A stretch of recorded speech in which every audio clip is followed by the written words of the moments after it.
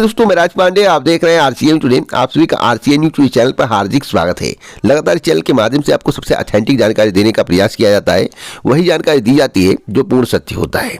आपको मालूम होगा कि भर्ती परीक्षाओं से संबंधित कई खबरें होती हैं जो आप तक पहुँचाई जाती हैं चैनल के माध्यम से। सबसे पहले सही और सटीक समाचार पत्र में बहुत कुछ आता है, आपको हवाई बातें पढ़कर सुना दिया जाता है, लेकिन उसका निचोड़ नहीं बताया जाता है। मैं निचोड़ बताऊंगा, संतरे की तरह गार के रख दूंगा, बस आपको पीना है, आप पी लीजिए, दिमाग में बैठा लीजिए। विभिन्न भर्ती, राजनीतिक मुद्दा इत्यादि के संबंध में सटीक जानकारी देता हूं। जो बताऊंगा देखना हूबहू वैसा होगा। मेरी बातों को ध्यान से सुनिएगा, बशर्ते इस वीडियो को लाइक शेयर जरूर कर दे। अगर आपको दिल में रहना है तो लाइक करिए, दिमाग में रहना है तो सब्सक्राइब करिए। दिल और दिमाग दोनों में रहना है तो लाइक, सब्सक्राइब और शेयर करिए। तो चलिए हरियाणा से शुरू करते हैं, उसके बाद उत्तर प्रदेश पे आते हैं। ग्रुप डी की भर्ती प्रक्रिया फरवरी में हो सकती है पूरी। 13,500 पदों पर होगी भर्ती। 7 दिनों के लिए खुलेगा पोर्टल। विभाग और पद की इच्छा पूछी जाएगी।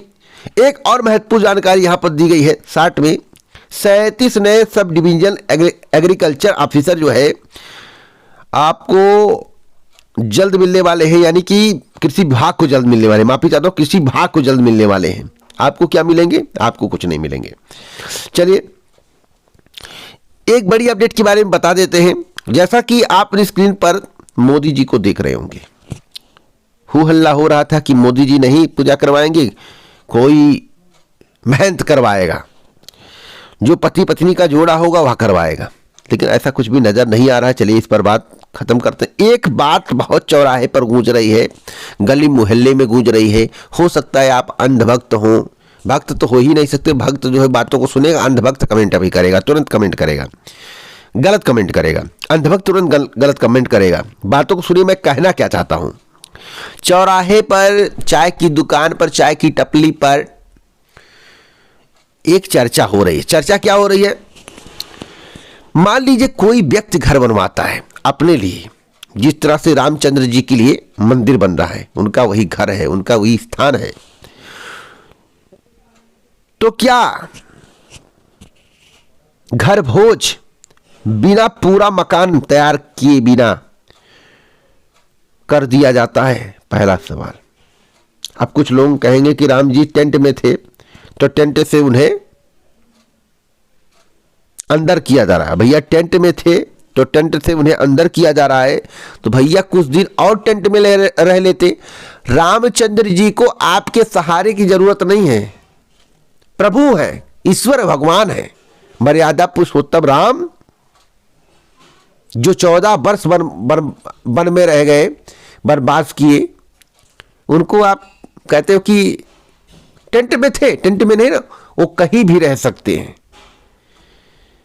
अगर आप उनको कुछ देना चाहते हो, उनके लिए कुछ करना चाहते हो, तो अरे यार पूरा भव्य बनाकर करो, फर्स्ट क्लास। जिस तरह से आप अपने लिए घर बनवाते हो, पूरा मेंटेनेंस करवाने के बाद आप उसमें प्रवेश करते हो, खुशियां मनाते हो, घर भोज करते हो, उस तरह से करो।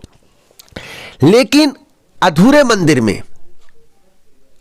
मंदिर में राम जी को बैठाया जाए, उसे प्राण प्रतिष्ठा करवाया जाए, कितना सही है। कुछ लोग कह रहे हैं चौराहे, सुनिएगा, जाके चौराहे पर चाय पीजिए, बात होती रहती है। 2024 चुनाव का है, क्या भगवान को आप चुनाव में घसीटोगे? अपने राजनीतिक लाभ के लिए ऐसा कहोगे? और कुछ लोग कहते हैं जिस तरह से हमने आवास दिया है उस तरह से भगवान जी को भी इसमें जोड़ देते हैं, रामचंद्र जी को भी जोड़ देते हैं। ऐसे ऐसे ज्ञानी धुरंधर हैं, कहते हैं जो राम को लाए हैं हम उनको लाएंगे। अरे किसकी औकात है भगवान को लाने? भगवान तो आपको लाए हैं, आपकी औकात है, उनके चरणों में भी आपकी औकात नहीं रहेगी अगर इस तरह से जो बात करोगे। किसी की औकात है? भगवान को लाए हैं उनको लाएंगे। अरे भगवान को कौन ला सकता है? भगवान आपको लाए हैं, आप शुक्रिया अदा करो। लेकिन मनुष्य अपने आप को इतना बुद्धिमान समझता है। मनुष्य एक तुच्छ प्राणी है, भगवान से बड़ा बनने का प्रयास करता है, अपने आप को विष्णु अवतार, अपने आप को रामचंद्र जी का अवतार मानता है। ऐसे वर्क किए गए हैं कि 1000 वर्ष बाद खुदाई हो तो उनको लोग भगवान समझने लगे। 100 साल बाद जमीन की खुदाई हो, क्योंकि धीरे धीरे विकसित होगा। 100 साल, 150 साल, 500 साल बाद, 1000 साल बाद, 10,000 साल बाद जब खुदाई होगा तो क्या होगा? आप समझिए कितनी बड़ी राजनीति की गई है, ऐसा लोगों का मानना चौराहे पर बात होती है। इसमें कितनी सच्चाई है इसका मैं बखान नहीं कर रहा हूं, परंतु आपको क्या लगता है जो किया जा रहा है वह 2024 चुनाव के मद्देनजर किया जा रहा है? आप कहते हैं टेंट में रहेंगे, टेंट से उन्हें अगर मंदिर में कर दिया जा रहा है तो कौन सा पाप? ये अंधभक्त कहेंगे, ये अज्ञानी कहेंगे। भैया रामचंद्र जी 14 वर्ष वनवास थे, कहां थे उस समय? तो टेंट भी नहीं था। किस तरह से उन्होंने अपना जीवन काटा है? वो भगवान है, उन्हें आपके आवास की आवश्यकता नहीं है, परंतु आप आवास उन्हें देना चाहते हो, उन्हें घर देना चाहते हो, उन्हें मंदिर देना चाहते हो, तो बहुत मेंटेनेंस करा के दिखाओ, कहीं भी अधूरा वर्क ना रहे, उनमें विराजित करो, उनको हमेशा के लिए विराजित रहेंगे। प्राण प्रतिष्ठा कराओ, जो कराना कराओ, लेकिन 2024 के लाभ के लिए करवा रहे हो तो फिर कितना उचित है? आप लोग कमेंट बॉक्स में बताओ, ऐसा लोगों का कहना है। अगली अपडेट के बारे में बात कर लेते हैं। जैसा कि उत्तर प्रदेश लोक सेवा आयोग ने जो कैलेंडर जारी किया उसमें जो है एलटी ग्रेड शिक्षक भर्ती, ब्लॉक एजुकेशन ऑफिसर ए भर्ती का जिक्र नहीं है। क्यों नहीं है? हमने कहा था कि इसी के कारण जो है एलटी ग्रेड शिक्षक भर्ती का एलटी ग्रेड की वजह से, यानी कि एलटी ग्रेड की वजह से भर्ती परीक्षा कैलेंडर जारी नहीं हो पा रहा है।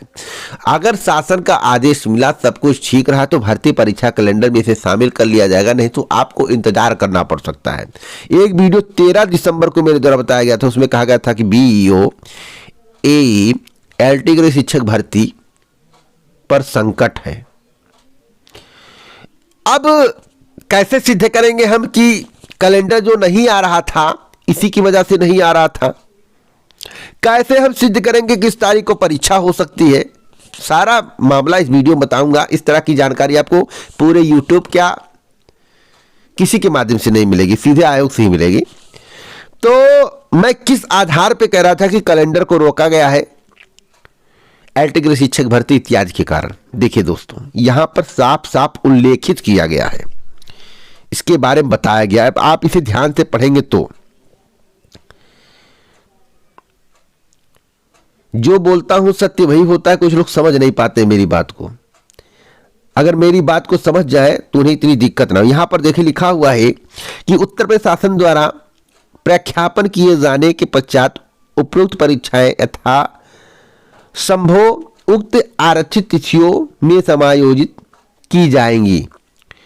यहां पर बताया गया, ध्यान से सुनिएगा, यहां पर बताया गया है कुछ पदों यथा प्रवक्ता, राजकीय इंटर कॉलेज, सहायक अध्यापक, प्रशिक्षित स्नातक श्रेणी, एलटी ग्रेड, खंड शिक्षा अधिकारी यानी कि बीईओ आदि प्रशासन से समकक्षता के निर्धारण के पश्चात उपरोक्त परीक्षाएं यथासंभव उक्त आरक्षित तिथियों पर समायोजित की जाएंगी। हमने आपको क्या बोला था? हमने बोला जो बोल दिया हूं बजबान है वही होगा। इसी के कारण जो है कैलेंडर नहीं आ पा रहा था, जब शासन का कोई स्पष्ट निर्देश नहीं मिला। इधर राम मंदिर में सब लोग बिजी हैं, व्यस्तता है, उसके कारण कैलेंडर को जारी कर दिया गया है कि पूर्ण कैलेंडर नहीं है। मेरे द्वारा यह भी बताया गया था कि संशोधित कैलेंडर जारी होगा। आप वीडियो देखिएगा, उसमें बताया, कई वीडियो बता चुका, संशोधित कैलेंडर आएगा। अब किस तारीख को एलटी ग्रेड की परीक्षा हो सकती है, स्पष्ट जानकारी सुनिए, मैं जो बता रहा हूं उसे ध्यान से सुनिएगा। एलटी ग्रेड शिक्षक भर्ती की परीक्षा जो है, जो मेरी जानकारी है 21/7 को या 6/8 को आयोजित की जा सकती है। 21/7 को या 6/8 को आयोजित की जा सकती है।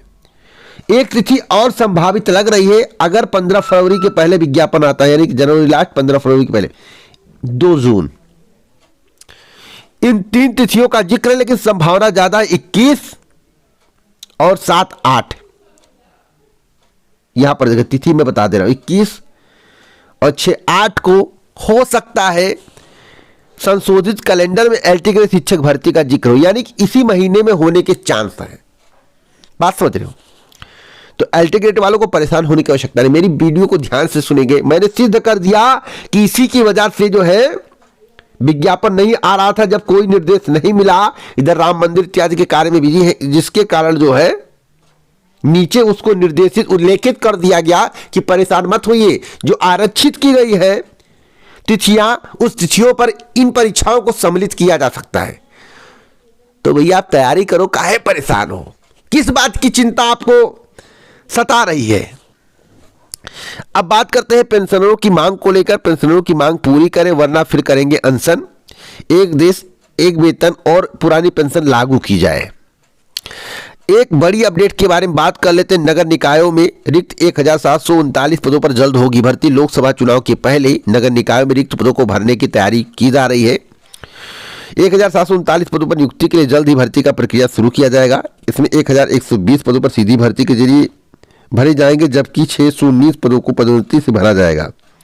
अध्याचन जो है राज्य अधीनस्थ सेवा चयन आयोग को भेजने की तैयारी है और कुछ अध्याचन उत्तर प्रदेश लोक सेवा आयोग को भेजने की तैयारी है। बातों को ध्यान से सुनिएगा। शिक्षा मित्रों को सम्मानजनक मानदेय दे सरकार, हाईकोर्ट का निर्देश है। शिक्षक भर्ती के संबंध में एक महत्वपूर्ण जानकारी है। बचे हुए 12,091 पदों पर काउंसलिंग का आदेश दिया गया है। अब देखिए, सचिव ने भी कैलेंडर के बाद स्पष्ट किया। देखिए यहाँ पर लिखा हुआ है कि प्रस्तावित नियमावली शासन द्वारा प्रख्यापित किए जाने के बाद आरक्षित तिथियों में परीक्षा होगी। जीआईसी एल्टीग्रेड खंड शिक्षा अधिकारी के पदों पर समकक्ष अर्हता निर्धारित होने के बाद परीक्षा घोषित हो सकती है।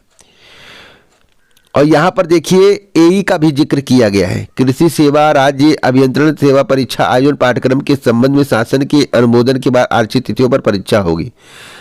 मैं जो बोल देता हूं दोस्त वही होता। देखिए सेम वही लिखा हुआ जो कल मेरे द्वारा इसके पहले कई बार बताया गया है। तो इस वीडियो को शेयर करना मत भूलिए। और अब इंटरव्यू में पीसीएस के जबरदस्त क्वेश्चन पूछे जाए, इसी तरह के क्वेश्चन पूछे जाने चाहिए। कुछ दिन तो राम मंदिर चला है, लेकिन इस समय पुलिस और ईडी की शक्तियों में अंतर पूछा। इस तरह के क्वेश्चन पूछे तो व्यक्ति को जब फील्ड में उतरना होगा ये सब याद आएगा, इसके बारे में जानकारी होगी तो अपना वर्क सही तरीके से कर पाएगा। तो लगातार इस चैनल के माध्यम से आपको सबसे ऑथेंटिक जानकारी दी जाती है। इस वीडियो को शेयर करें, लाइक करें। पूरा वीडियो सुनने के लिए दिल से धन्यवाद।